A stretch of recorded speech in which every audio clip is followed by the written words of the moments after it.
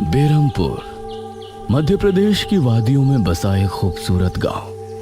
लेकिन इस गांव में छिपे थे कुछ ऐसे भयानक रहस्य जिन्होंने उस सदी में निवास करने वाले साहसी लोगों के दिल में भी एक खौफ पैदा कर रखा था।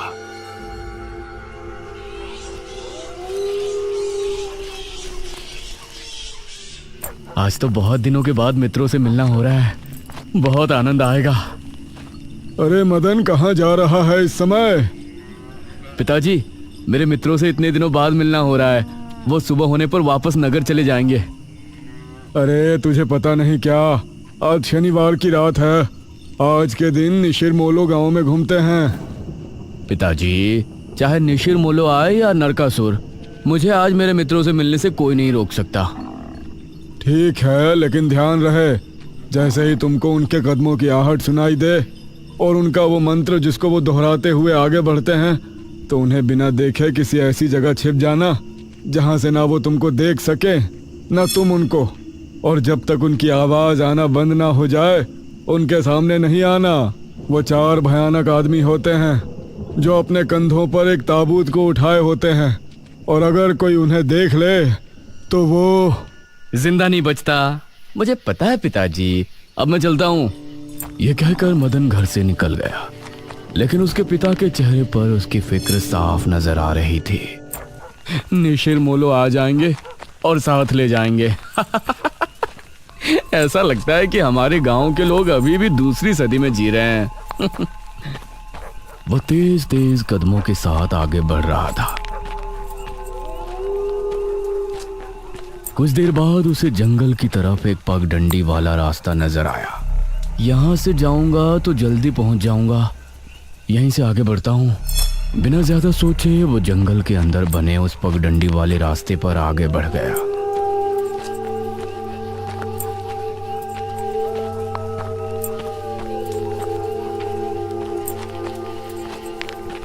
आज तो बहुत मजा आने वाला है, मिलकर खूब मदिरा पान भी करेंगे। तभी उसे भारी कदमों की आहटों के साथ कुछ आवाजें सुनाई देने लगी। इन आहटों और आवाजों को सुनकर वह एकदम से चौंक पड़ा और उसकी आंखें डर से बड़ी हो गईं। हे भगवान! वो जल्दी से झाड़ियों की तरफ भागा और उनमें छिपकर बैठ गया। वो झाड़ियों की ऊंट में बैठा लंबी लंबी सांस ले रहा था। वो आवाजें अब और ज्यादा साफ होने लगी थी। उसे यकीन था कि अब वो लोग उसके करीब ही आ रहे हैं। उसने धीरे धीरे छिपकर अपनी एक आंख से उनको देखा और वो हैरान रह गया।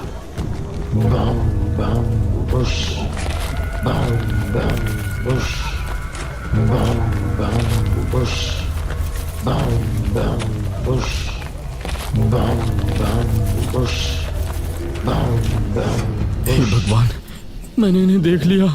हाँ। मदन पूरी तरह से झाड़ियों में छिप गया और कुछ देर अपनी सांस तक रोके वहां छिपा रहा। फिर उसने धीरे से झांक कर देखा तो अब वो लोग कहीं नजर नहीं आ रहे थे। हाँ, लगता है चले गए। वो वहां से निकला और दोनों तरफ देखा तो वहां कोई नजर नहीं आया। हाँ, शुक्र है भगवान। उसने एक कदम बढ़ाया ही था कि तभी उसे फिर से वही आवाजें अपने ठीक पीछे से सुनाई देने लगी।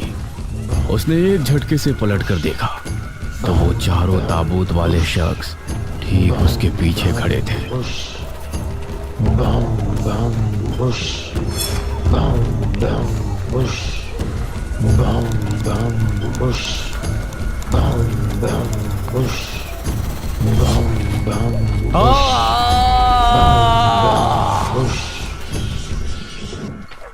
इस तरफ जब देर रात भी मदन वापस नहीं लौटा तो उसके पिता को उसकी चिंता होने लगी। उसने गांव के एक आदमी विपुल को साथ लिया और जंगल की तरफ रवाना हुआ।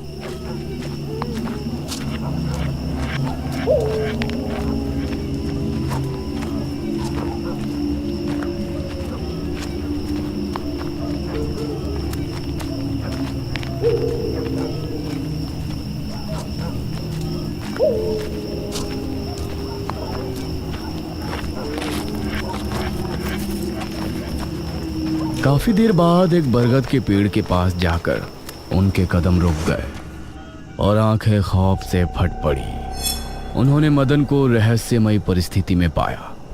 उसके चेहरे पर डर और आंखों में खौफ ऐसा नजर आ रहा था कि जैसे उसने हादसे से पहले बहुत ही भयानक मंजर देखा हो। मदन! 400 साल बाद अंधेरा जंगल, सुनसान रास्ता, चारों तरफ सिर्फ पेड़ पौधे और कोहरा। मेघना उनके बीच अकेली खड़ी थी। कोई है क्या? यहाँ कोई है? उसने कुछ कदम आगे बढ़ाए। उसके सवाल का कोई जवाब तो उसे नहीं मिला, लेकिन कुछ टपकने की टप टप की आवाज अब उसे बराबर आ रही थी। मैं यहाँ क्या कर रही हूँ? कौन लाया है मुझे यहाँ पर? वो खुद को वहां पाकर बहुत परेशान थी। तभी उसने देखा कि कोई चीज उड़ती हुई उसी की तरफ आ रही है। वो उसे हैरानी से देखने लगी। पास आने पर पता चला कि वो कोई विशालकाय भयानक पक्षी था। बचाओ! मेघना उससे बुरी तरह से डरकर भागने लगी और वो उसका पीछा कर रहा था। मेघना ने उसे पीछे पलटकर देखा तो वो उसको पकड़ने ही वाला था, लेकिन तभी मेघना एक पेड़ से टकराई। उसने देखा कि उस पेड़ से हरे रंग का पानी टपक कर नीचे गिर रहा था। मेघना उस हरे पानी को गौर से देख रही थी। तभी अरे ओ मेघना, उठ जा यार, कब तक सोएगी? मेघना आंखें मलते हुए नींद से जागी। उसने देखा कि सुबह के 9 बज चुके थे। ओह शिट, हम तो लेट हो गए। तूने मुझे उठाया क्यों नहीं? मेघना अपनी एक पार्टनर इशिता के साथ दिल्ली में रह रही थी, जहां वो एक लैब में काम किया करती थी। दोनों ने साथ नाश्ता किया और फिर तैयार होकर अपनी लैब के लिए निकल गई।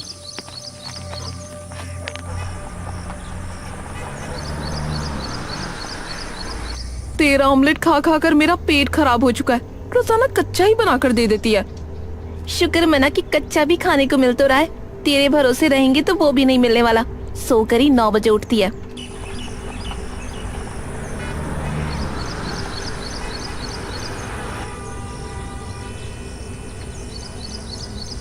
ये दोनों लैब में पहुंची और वहां जाते ही इशिता के पास प्रोफेसर जयदेव की कॉल आई। तुम दोनों ने इस बार बहुत समय ले लिया है। जो एंटीडोट बनाने का काम तुमको दिया था वो पूरा करोगे या नहीं? प्रोफेसर साहब, बस ये समझ लीजिए कि काम होने ही वाला है। आप हमें 3 दिन का समय और दीजिए। ये कहकर उसने कॉल काट दिया। तो इतने दिनों से प्रोफेसर को घुमा रही है, आखिर तो ये एंटीडोट तैयार करेगी कैसे? ये सुनकर इशिता ने एक किताब निकाली।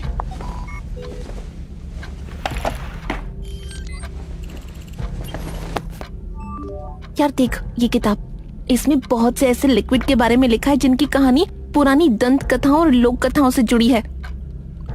तो तू कहना क्या चाहती है? मुझे इस किताब में बहुत ही अनोखे लिक्विड के बारे में पता चला है, जिसे मृत्युंजय अमृत कहते हैं। हम उस लिक्विड का टेस्ट करेंगे और अगर वो हमारे काम का निकला तो उसे यूज भी कर सकते हैं। मृत्युंजय अमृत? देख, मैं तेरे साथ कहीं नहीं जाने वाली हूँ। ये सब बातें बकवास होती हैं। अरे देख तो सही, इस पेड़ से हर पूर्णमासी की रात ये हरा लिक्विड टपकता है।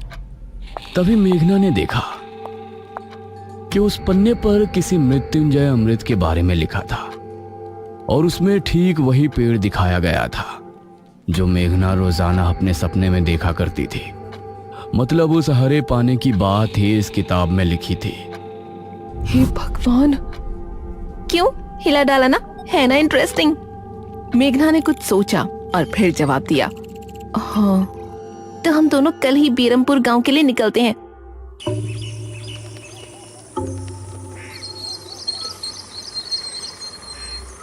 ये दोनों अगली सुबह ही बस से बेरमपुर के लिए निकल गई।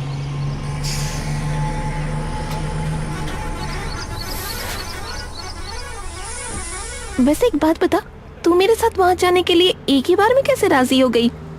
मेघना ने सच को छिपाते हुए कहा, ऐसी अनोखी चीज देखने के बाद भला कौन नहीं होगा जो इसको देखना नहीं चाहेगा? ओहो, ये हुई ना बात। मैंने तुझे पार्टनर बनाकर कोई गलती नहीं की।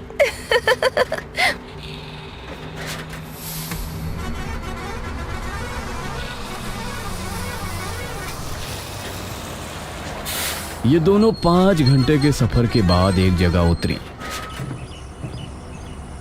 इनके ठीक सामने एक बड़ा सा गेट था जिस पर नाम लिखा था बेरमपुर। इशिता और मेघना ने जैसे ही गेट के अंदर कदम रखा तो अचानक से मौसम बदला। सूरज मानो बादलों के पीछे छिप गया और एक हवा अपने साथ आंधी ले आई। अरे वाह, गांव का मौसम तो बहुत ठंडा है। इधर गांव के लोग भी अचानक बदलते मौसम को देखकर हैरान रह गए। अरे ये क्या, अभी तक तो काफी गर्मी थी, ये अचानक आंधी कहां से आ गई? मुखिया जी, लगता है बारिश भी जरूर आएगी। इधर मेघना और इशिता दोनों ही गांव की तरफ बढ़ रही थी। यार, ये गांव के लोग ठीक तो होंगे ना? गांव के लोग तो ठीक ही होते हैं, अजीब तो हम शहर वाले होते हैं। ये बात तो तूने बिल्कुल पते की कही। इशिता और मेघना दोनों गांव के चौक पर पहुंची। वहां एक कुआं भी था और वहीं मुखिया भी 2 आदमियों के साथ खड़ा था। अरे बच्चियों, तुम दोनों कौन हो? अब नमस्ते जी, मेरा नाम इशिता है और ये है मेरी दोस्त मेघना। अच्छा बेटा, वैसे हमारे गांव में किस वजह से आना हुआ? वो असल में वो अंकल, हम लोगों को अपनी स्टडी के लिए 5 गांवों के बारे में लिखना है, इसलिए हम लोग यहाँ आए हैं। इसके बाद और 4 गांवों में जाएंगे। ओह अच्छा, फिर तो ठीक है बच्चों, हम तुम्हारी जितनी हो सके उतनी मदद करेंगे। जी अंकल, क्या हमें यहाँ कुछ दिन के लिए रहने के लिए कोई घर मिलेगा किराए पर? अरे बच्चों, तुमको किराए की घर की क्या जरूरत है? तुम दोनों जब तक चाहो मेरे ही घर में रह सकती हो। ठकुराइन वैसे भी लड़कियों से बहुत प्यार करती है। जी शुक्रिया अंकल।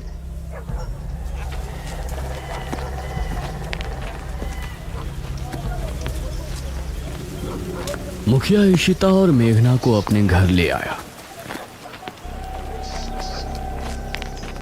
तभी घर के मंदिर में जल रहा दीपक बुझ गया।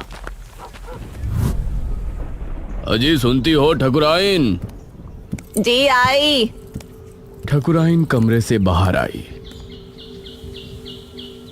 नमस्ते आंटी। नमस्ते बेटा। ओ जी, ये प्यारी प्यारी बच्चियां कौन है?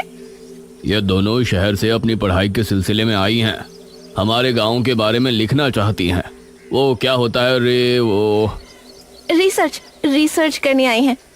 तभी वहां पर एक और लड़का आया। क्या कहा? हमारे गांव पर रिसर्च? इशिता और मेघना ने उसे देखा। भला हमारे बेवकूफ गांव में आपको क्या मिल सकता है? ये सुनकर इशिता और मेघना हैरान रह गई। चुप करो अनुज, ऐसे कोई अपने गांव में बोलता है क्या? ये मेरा बेटा है अनुज।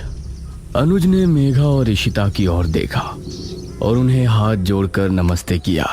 नमस्ते बेटा अनुज, जरा इन दोनों को वो खाली कमरा दिखा दो जो तुम्हारे कमरे के बराबर में है। ठीक है पिताजी, आओ देवियों। देवियों? अनुज कॉरिडोर से होते हुए उनको कमरा दिखाने ले जाने लगा। इसी समय गांव के मंदिर में बैठा पुजारी भगवान की आरती कर रहा था। तभी अचानक से दिया बुझ गया। ये संकेत तो ठीक नजर नहीं आ रहे। हे प्रभु, रक्षा करना। वैसे आप लोगों को रिसर्च करने के लिए यही गांव मिला था? अरे हम लोगों को 5 गांवों के बारे में लिखना है, तो इसीलिए जो भी गांव पास दिखा चले आए। इसके बाद और किसी गांव में जाएंगे।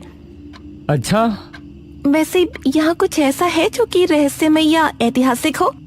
हाँ है ना, एक राजमहल। राजमहल यहाँ? हाँ, 400 साल पहले जो यहाँ के राजा हुआ करते थे, उनका महल। वैसे अनुज, क्या तुम हमें उस महल में लेकर चलोगे? हाँ, तुम लोग जाना चाहोगी तो जरूर। तो ठीक है, रात को जब सब सो जाएंगे तो हमें वहाँ ले चलना। यह सुनकर मेघना इशिता को हैरानी से देखने लगी। रात के समय तुम लोग मजाक तो नहीं कर रहे? नहीं, हम तो चलने को तैयार हैं। तुम्हें डर लग रहा है तो बताओ। मेरा गांव है ये, मुझे क्यों डर लगेगा? ठीक है, ले चलूंगा, लेकिन पिताजी को और माँ को पता नहीं चलना चाहिए। ग्रेट। तो बताओ किस टाइम आ रहे हो? 12 बजे तक पिताजी और माँ दोनों सो जाएंगे। मैं उसी समय तुम लोगों को ले आऊंगा। हाँ सही है। ये कहकर अनुज ने उन्हें कमरे में छोड़ा और वहां से चला गया। ये क्या? हम तो उस मृत्युंजय अमृत के बारे में पता करने आए थे ना। अब हम ये राजमहल क्यों जा रहे हैं? अरे उसको सीधा पूछते तो उसे शक हो जाता ना। आज हम राजमहल चलते हैं और फिर कल उसे जंगल जाने को कहेंगे और वहाँ जाकर बातों ही बातों में उसे मृत्युंजय अमृत के बारे में पूछेंगे। ये सही है। इस तरफ गांव के लोग मौसम के बदलती ठंड से बहुत हैरान थे। पुजारी बार बार आसमान की तरफ देख रहा था, जहां उसे काला अंधेरा इधर उधर घूमता हुआ नजर आ रहा था। करीब 12 बजे जब मुखिया और उसकी पत्नी गहरी नींद में थे, तो अनुज कमरे से निकला। अरे लगता है आ गया। इशिता ने उठकर दरवाजा खोला। हाय अनुज। तुम लोग तैयार हो? हाँ चलो, हम तो रेडी हैं। तो चलो। अनुज इनको लेकर घर से निकला और इन्होंने 2 गलियां पार कर ली थी। उफ, तुम्हारे गांव में हवा इतनी ज्यादा चलती है क्या? रोज तो नहीं चलती, लेकिन शहर की 2 लड़कियों के साथ लगता है उनके शहर का प्रदूषण भी आंधी के रूप में साथ आ गया। कुछ देर चलने के बाद ये तीनों एक बड़े से राजमहल के सामने खड़े थे, जिसे देखकर मेघना को कुछ याद आने लगा। ऐसा लगता है कि इस राजमहल को मैंने पहले कहीं देखा है। ये है राजमहल, राजा सूरजभान का। वाकई में काफी आलीशान है। यह कहते हुए इशिता ने अपने कैमरे में उसकी एक फोटो ली। हमें खिड़की से अंदर जाना पड़ेगा, इसका दरवाजा सालों से जाम है। ये तीनों एक खिड़की के रास्ते राजमहल में पहुंचे और वहां की हर एक चीज मेघना को जानी पहचानी लग रही थी। इस तरफ गांव में आंधी का बहाव बढ़ने लगा था। सभी अपने अपने घरों में आराम से सो रहे थे।